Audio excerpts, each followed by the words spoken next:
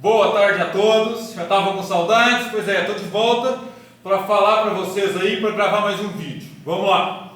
Hoje nós falamos da economia do Brasil no século XVIII, no século XIX, bem dizendo, já estou trocando até os séculos, no último vídeo. Hoje nós vamos falar das relações entre Portugal e Inglaterra, das relações entre o Brasil naquele período em que o rei de Portugal estava aqui e os ingleses.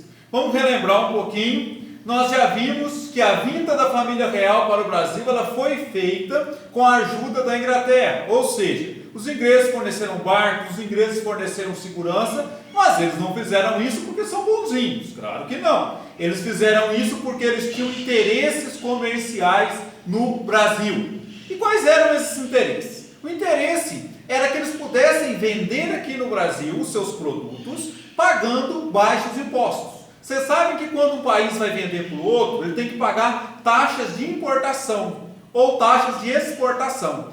Então, essas taxas são cobradas em cima do produto que você vende. Então, se você vende um produto para a China, ao entrar na China, esse produto tem que pagar um imposto. Se a China vende produtos para o Brasil, ao entrar no Brasil, esse produto tem que pagar impostos. Na época, também isso existia. Então, a Inglaterra ela vai fazer um acordo com o rei de Portugal, com autorização para vender seus produtos aqui no Brasil, pagando impostos mais baixos que todos os demais países. Por quê? Porque ela fez a segurança da vinda da família real para o Brasil. Então vamos lá. A Inglaterra, então, em 1810, ela vai assinar vários acordos comerciais com o Brasil. Principalmente dois, que são esse comercial e são um outro de amizade que ela faz ali com o Dom João VI, que então é o príncipe regente de Portugal. Esses acordos diziam o seguinte: para a Inglaterra vender no Brasil os seus produtos, ela pagaria apenas 15% de imposto. Ah, Renato, mas 15% já é muito. Não.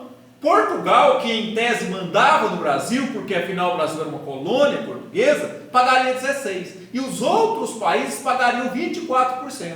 Então aí a gente vê a vantagem que a Inglaterra auferiu nesse acordo com Portugal. Outras vantagens desse acordo diz que cidadãos ingleses só podiam ser julgados, mesmo cometendo crimes ou atitudes inadequadas em território português, por autoridades inglesas e não por autoridades portuguesas.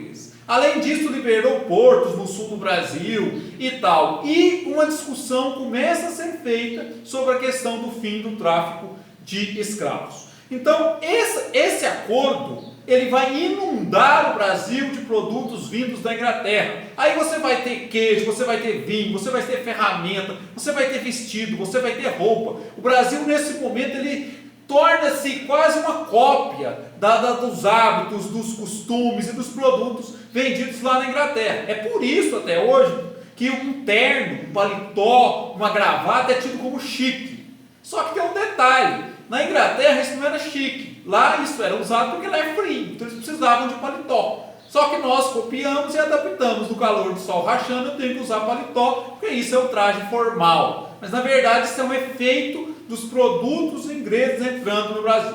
Quais as consequências disso? Renato, isso é uma boa coisa. Até que em alguns pontos pode ser, fortaleceu o comércio, deu mais trabalho, o Brasil andou se desenvolvendo, mas por outro lado, a indústria brasileira não conseguiu se desenvolver, porque ela não conseguia competir com os produtos vindos da Inglaterra. E assim o Brasil ficou totalmente dependente desses produtos vindos de fora. E para Portugal também isso vai ser complicado. Por quê? Porque vai diminuir a arrecadação de impostos. Então, se antes Portugal arrecadava uma quantidade, ele vai passar a arrecadar menos por causa dessa vantagem que agora a Inglaterra tem até mesmo sobre os seus produtos. Esse acordo previa também que a Inglaterra compraria produtos brasileiros. Só que os produtos que o Brasil mais produzia, que era o café e o açúcar, eles pagariam aí impostos altíssimos. O café poderia chegar a pagar 300% de imposto, o açúcar 180%. Então uma disparidade muito grande se a Inglaterra pagava 15%. Um paga 15%, o outro paga 300%, o outro paga 180%. Então isso vai levar o Brasil a ter um déficit na sua balança comercial. O que é isso? O Brasil ele importava mais, ele comprava mais e vendia menos. Né? Isso não é bom para o desenvolvimento econômico de nenhum país. Finalizando, nós vamos ter então as atividades. Né? Na primeira atividade aqui, nós vamos falar sobre essa questão do final do século XVIII, né? Dessa pequena euforia que teve aí, por que ela foi passageira, exatamente porque ela não vai durar, né? Essa efervescência econômica ela vai durar pouco tempo e ainda há alguns anos o Brasil já vai estar lutando aí pela sua independência.